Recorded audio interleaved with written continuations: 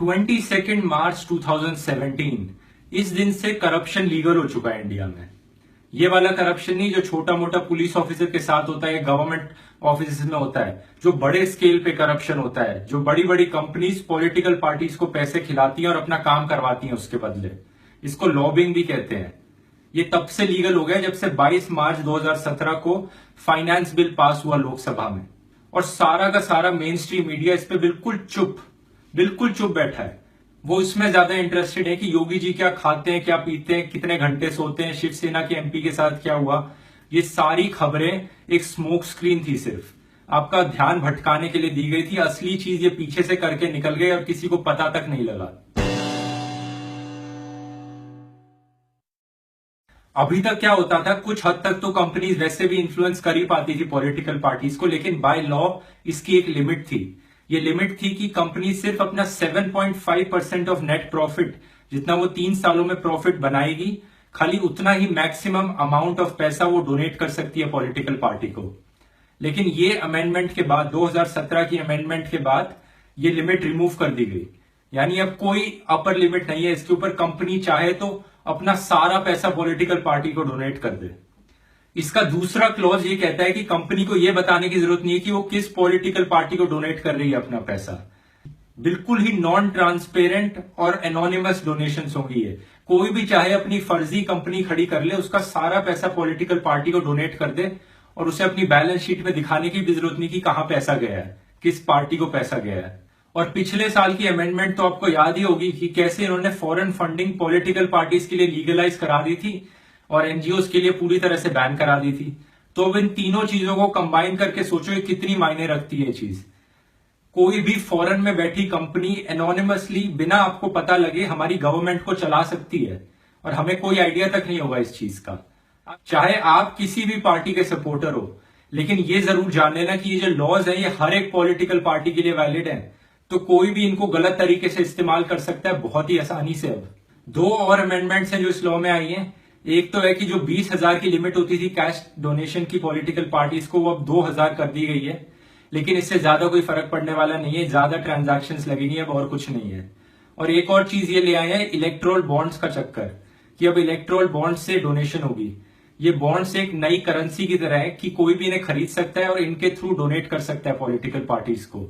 लेकिन ये भी बड़ी एक बेकार स्टेप है, क्योंकि किसी को नहीं पता होगा, ना ही पार्टी को ना ही पब्लिक को पता लगेगा कि किस आदमी ने बॉन्ड्स खरीदी या किस ऑर्गेनाइजेशन ने बॉन्ड्स खरीद के डोनेट किया। तो जिसने डोनेट किया उसकी आइडेंटिटी किसी को नहीं पता लगेगी फिर से।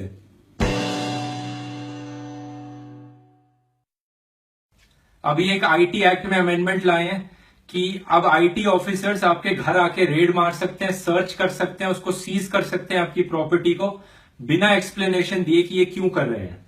और आपकी प्रॉपर्टी को ये सीज करे रख सकते हैं 6 महीने तक पूरे।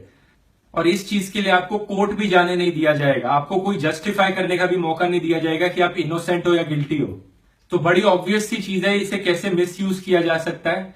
सरकार को अपनी पर्सनल दुश्मनी निकालनी होगी किसी आदमी पर, तो वो उस आदमी के घर एक तो इनकम टैक्स ऑफिसर्स भेजेगी, सबसे पहले रेड मरवाएगी, उसकी प्रॉपर्टी को सीज कर लेगी, और वो बेचारा आदमी हेल्पलेस हो जाएगा, कुछ नहीं कर पाएगा, कोर्ट तक नहीं जा पाएगा इस चीज के लिए। और मैं एक बार फिर से बता दूं कि आप किसी भी पॉलिटिकल पार्टी को सपोर्ट कर रहे हो, आप जो वीडियो देख रहे हो, कल को कोई और पार्टी पावर में आती है, क्योंकि सरकार तो बदलती रहेंगी, लेकिन ये लॉ नहीं बदलेगा इतनी आसानी से। लॉ बदलने के लिए फिर से इतनी बहुमत वाली सरकार की जरूरत पड़ेगी, और लॉ नहीं बदलेगा तो कल को कोई और पार्टी सरकार में आएगी, आपने उनके खिलाफ कुछ बोला, उन्होंने आपके ऊपर पर्सनल दुश्मनी निकालनी है, तो यही लॉ का इस्तेमाल करके आपके घर रेड मरवा सकते हैं।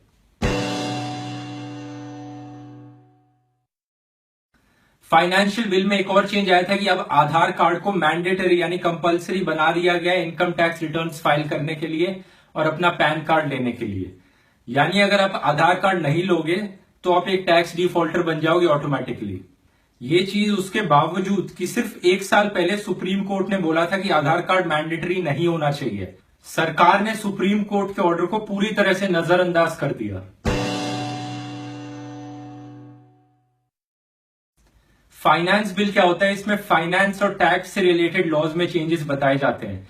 ये साल में बजट के साथ अनाउंस किया जाता है नॉर्मली, और ये एक मनी बिल होता है जिसको पास करने के लिए सिर्फ लोकसभा की रिक्वायरमेंट की जरूरत होती है। यूजुअली कोई बिल होता है तो उसमें लोकसभा प्लस राज्यसभा दोनों जगह पास होना चाहिए वो लॉ बनने के लिए। लेकिन मनी बिल सिर्फ लोकसभा से भी पास हो गया तो वो लॉ बन जाएगा, और यही हुआ अभी। एक्चुअली कॉन्स्टिट्यूशन के अकॉर्डिंग देखा जाए तो मनी बिल के अंदर क्या क्या आ सकता है वो आर्टिकल 110 डिसाइड करता है कॉन्स्टिट्यूशन का। ये देखिए, तो आधार कार्ड जैसी चीजें तो मनी बिल में आ ही नहीं सकती, ये तो कोई रिलेशन ही नहीं है इन चीजों का। तो फिर भी कैसे पास हो गया?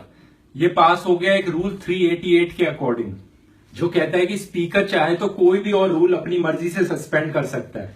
इस चीज को और अच्छे से समझने के लिए कि ये कैसे बिल पास हुआ अनडेमोक्रेटिकली, मैंने डिस्क्रिप्शन में एक आर्टिकल का लिंक दिया, आप उसे पढ़ेंगे आपको अच्छे से समझ में आ जाएगा। मैं कुछ पॉलिटिशियंस का धन्यवाद करना चाहूंगा जिन्होंने इस बिल को पार्लियामेंट में अपोज किया, इसके खिलाफ आवाज उठाई, जैसे कि एनके प्रेमचंद्रन जिन्होंने डिबेट की शुरुआत करी इस बिल के खिलाफ बोलने के लिए, और जैसे सतपथी। ये बड़ा ही अनफॉर्चुनेट है कि हमारी मेन स्ट्रीम मीडिया इस हद तक बिक चुकी है कि इस फाइनेंस बिल के बारे में इन्होंने बात करनी जरूरी नहीं समझी।